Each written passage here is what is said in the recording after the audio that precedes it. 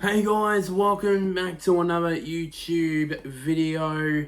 And in this video, I'm going to preview the third Ashes test at the Adelaide Oval.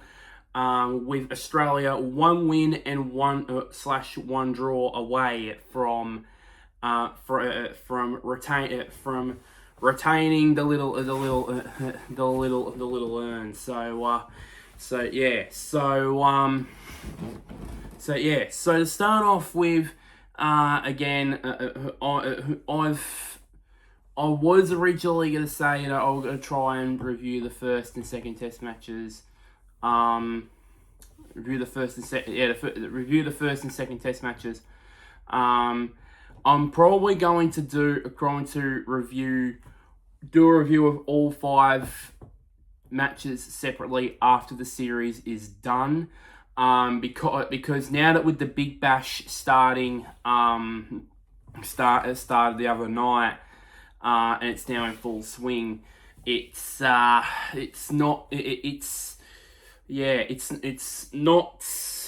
it's gonna be a bit difficult for that to happen. So I've moved them between the second and third test matches. Now I've moved them to after the series is done. And then I'll do, and then after I've reviewed all 5 matches, I will do any more or less a review from the 2 separate sides, Australia and England, and yada yada, who was the best, who was the worst, yada yada, and that sort of stuff. And then also, in terms of the Big Bash, I will not. I won't be doing match reviews for at least the 2025 part of the season. I'll probably will do that more in the new year. But it won't be until the back end of the tournament because I'm going to be on my holiday to Geelong, which I'll be vlogging. So that means I can't review matches and put them out on YouTube. So I can't do that. But yeah, so for me,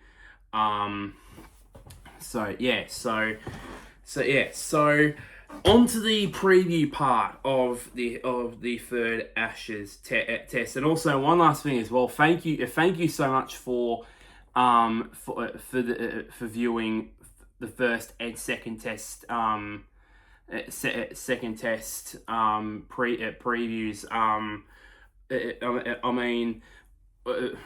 It's of course it's in the right time of the year, obviously with the Ashes series and that. But it's surprising how many views I'm getting for some of those videos. Like at one, I think the second test preview, I believe I think in the first 6 hours it got to 50 views, which is I haven't gotten to 50 views for a video that fast in quite a while, in a long time. But at least finishing off the year strong with a high view count for videos, and then hopefully that will carry forward into next year. But anyways, thank you for guys for viewing those. For those previewing those 2 Ashes tests, and hopefully this one does too. On to the preview part. So unlike the first 2 tests where I had to play with a guesswork in terms of the predicted 11 for both sides, in terms of we have the starting 11s confirmed for this test match, which Australia's was confirmed earlier today. England's was confirmed last night. So on to Australia first. So there's going to be 2 changes to the lineup that won the second test in Brizzy. And these were predictable in my opinion. Doggett and Nisa are both out. Of course, Nisa coming off that fifer at the Gabba, at his home track at the Gabba, and Doggett doing reasonably well in his first two Test matches. There. But these two ins are big ins. Of course, Nathan Lyon. Nathan Lyon's back in the side, obviously, after he was dropped for the second test, I would assume for strategic reasons. But the big in, of course, the skipper himself, Pat Cummins, is back in the team, back in the starting 11 after months out with a back injury. That's why he didn't miss out on the first two test matches.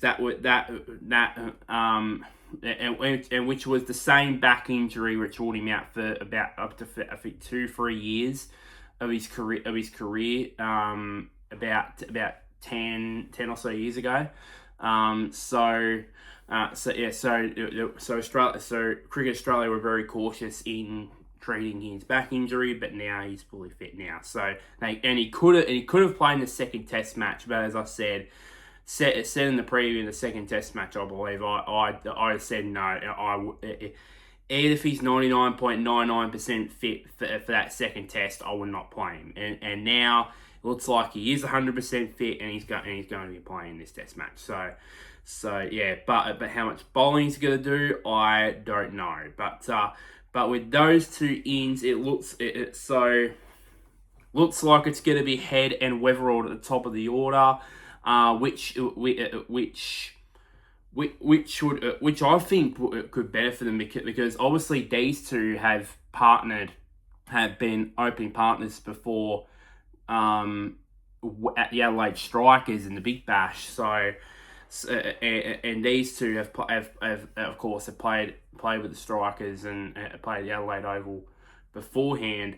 So I think that might be put to good use there. Labuschagne, but other than Cummins and Lyon coming in, there's the lower order changing with Cummins at 8, Lyon at 9.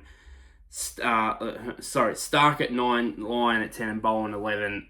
They're just not at the top order. The top and the middle orders not changed much. Labuschagne still at 3, Smith at 4. There was doubts because with Smith over that he didn't train today because he was sick, but I would assume. Unless that illness gets worse overnight, I would assume Smith will play. Green at 5, or shall I say Cam Green, the $4 million man, because before I started this video, I did watch a bit of the IPL auction.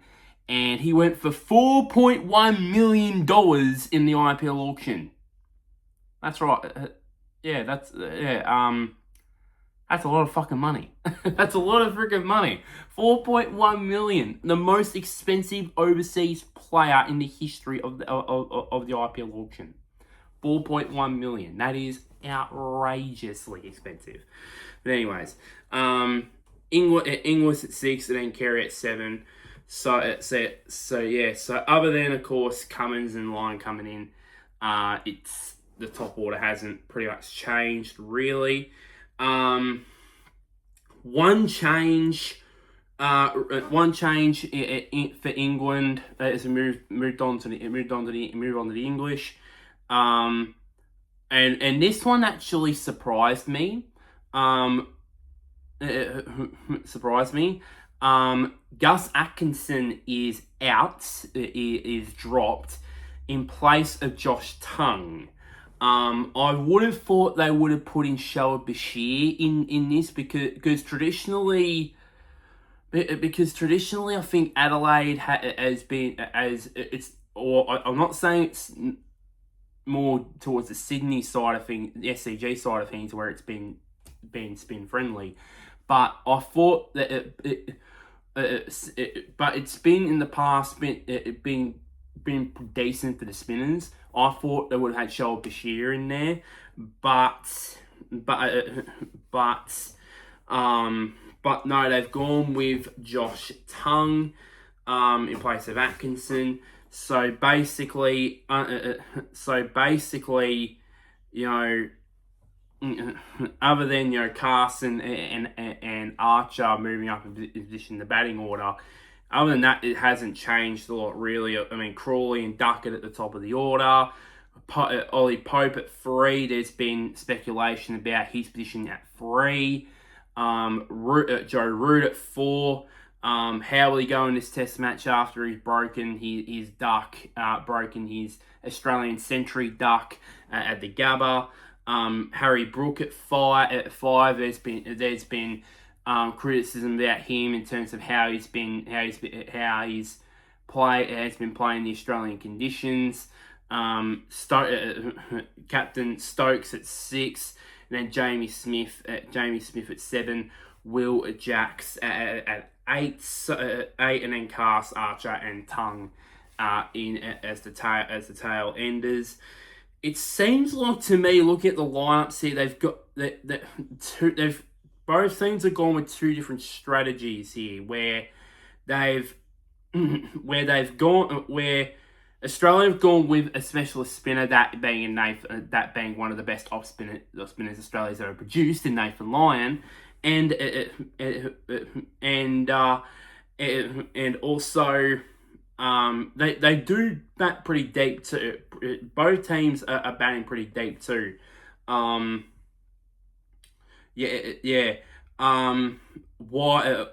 England are focusing having their spin options down to Jacks and Joe Root.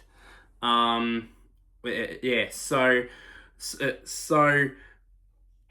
historically as well, talking about the pitch, historically Adelaide has been a very good pitch for batting. It's historically in terms of the red ball test matches, and also maybe some applies with the pink ball test matches too, but yeah.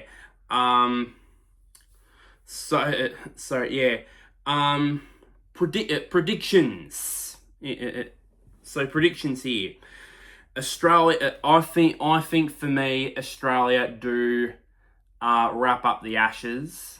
I think for me, I think for me, I said after the Brisbane test, after the day-night test in Brisbane, I think now 5-0 is a realistic. I thought maybe 5-0.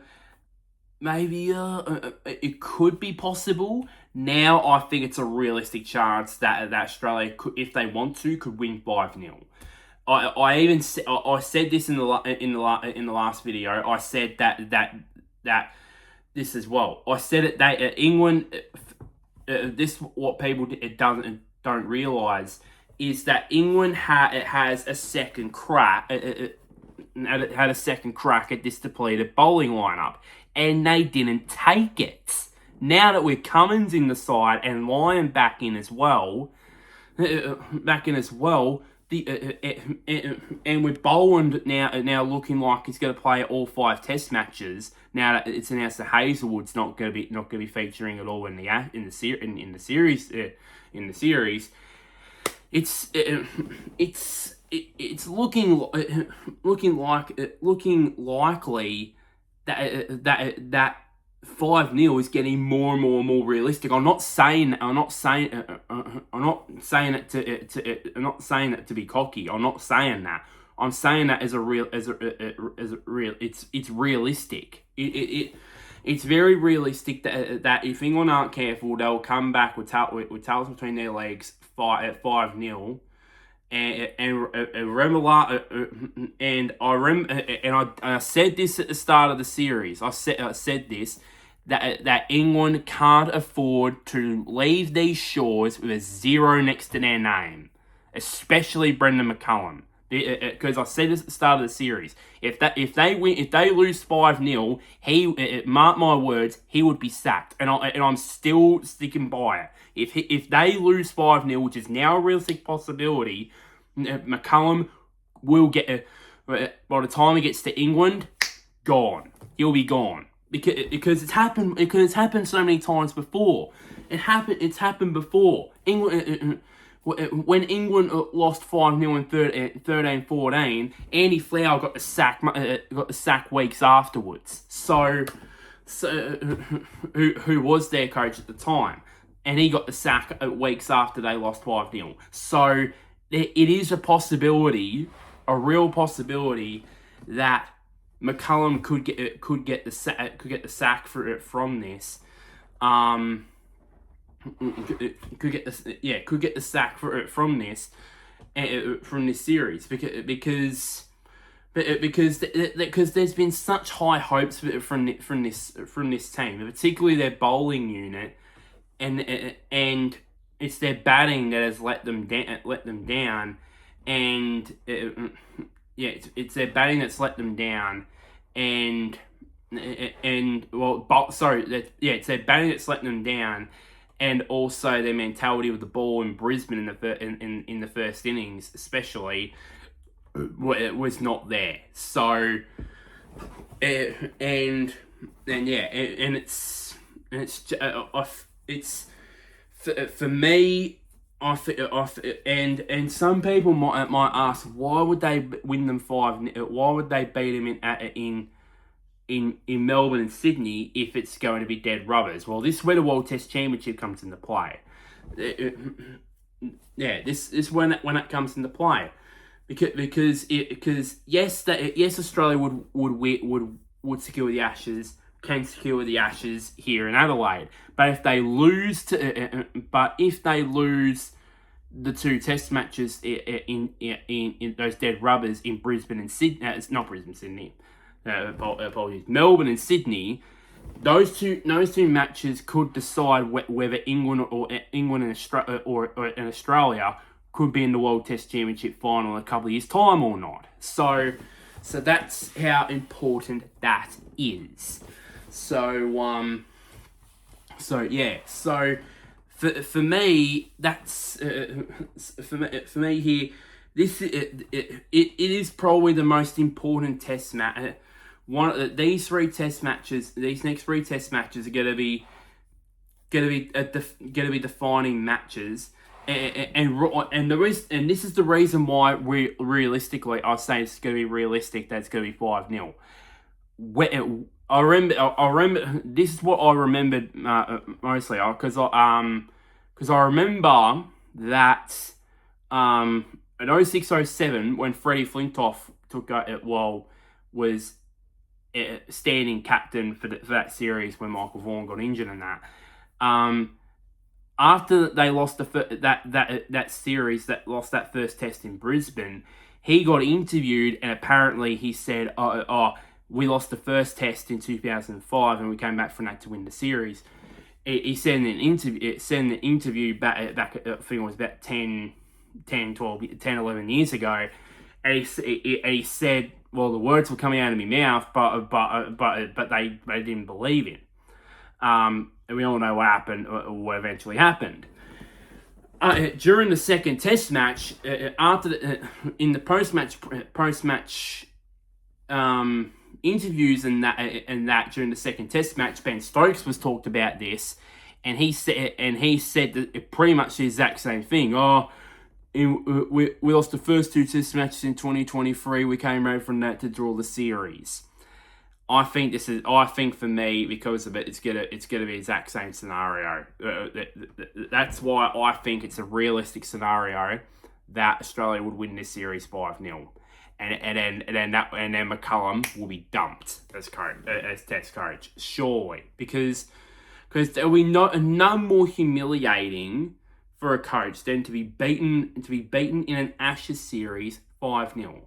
That's nothing. I don't care if you lose if you clean sweep if you losing a clean sweep at home to India, Pakistan, South Africa, or losing in a World Cup match to lower ranked nations like the Netherlands, which they've done that twice before, especially T20 World Cups, and Ireland, yada yada.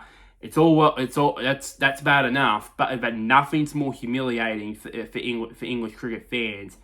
And they could say that, and they could agree with you on this. Nothing's more humiliating than being beaten 5-0 by the Aussies. Nothing's more humiliating. Nobody that and with that, I think that's gonna be McCullum gone, to be quite honest. But yeah,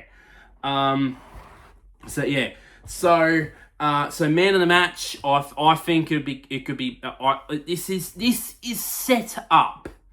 This is set up for Pat Cummins to have a dream return. This is all set up for him to have a dream return with the ball. With the ball in hand too. And bold prediction, I think he gets 10 wickets in the match on his return. That's a real possibility because he's one of the best bowlers in the world, and none better way to return than to have a 10-fer and also to retain the Ashes as well. So it's a none better way for him to return, to be quite honest. But yeah, so that's pretty much it for this video. So as I said, the match reviews will come for the Ashes series will come after the series is concluded. Concluded now. Then I'll, in terms of the BBL match reviews, they will not be any match reviews in the 2025 part of this Big Bash season. They will return in the new year in 2026. But anyways, so like this video, share this to anybody who is an Australian cricket fan or an English cricket fan. Comment down below what are your predictions for this game? Do you think Australia will retain the Ashes in a win or a draw? Do you think England will bounce back and make it to and make us wait to retain the Ashes for at least another few days, for another week, or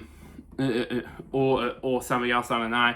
And then lastly, somewhere down there, click on the big red button which is labelled subscribe. It really does help me out quite a bit there. Now that we are, can you believe it? Can you believe it? We are in the we are obviously in the next over the next few we're over a week away from the end of the year as well.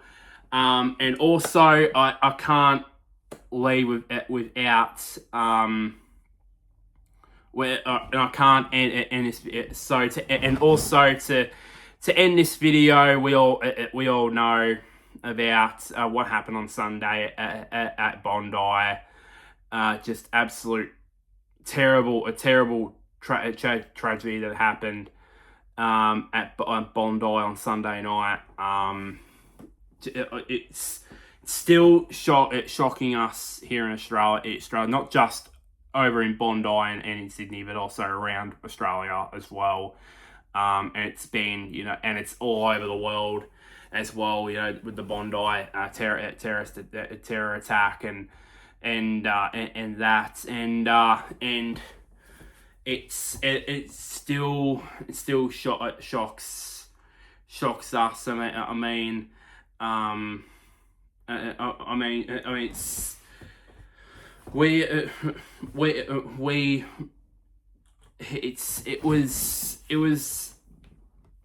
we still can't believe it, even though it happened 48 to 72 hours ago. And I'm happy that it was announced that there will be a tribute. Probably during, there'll probably most likely be a minute's silence prior to the start of the first day's play tomorrow. For the 16 people that lost their lives in this terror attack.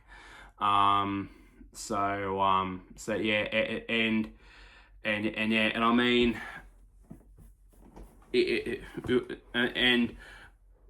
mean, some of the people that lost their lives. I mean, youngest one, 10 years of age, little Matilda. I mean, I just go like, oh, I still can't believe someone that young was caught up in this act of terror.